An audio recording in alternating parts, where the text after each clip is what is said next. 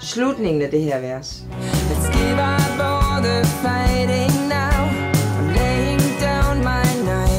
Jeg har altid selv været en, der har kæmpet for det, jeg tror på. Og jeg har kæmpet med næb og klør. Nogle gange så har det givet gode resultater, og andre gange er det endt i konflikter.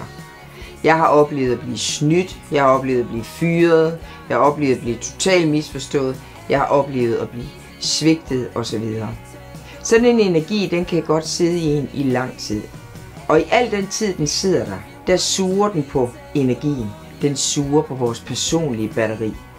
Og derfor så er den største gave, man kan give sig selv, tilgivelse.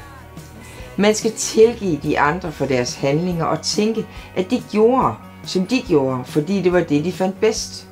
Og så slipper man nemlig energien. At hænge fast i vrede og skuffelse, det går kun ud over en selv. Stædighed går kun ud over en selv.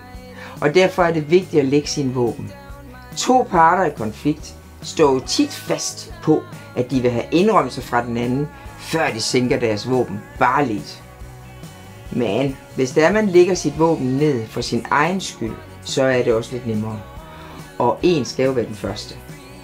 Det samme gælder jo i krige imellem lande. Det er bare et større billede, vi snakker om her. De her store magthavere, de er bange for at tabe ansigt.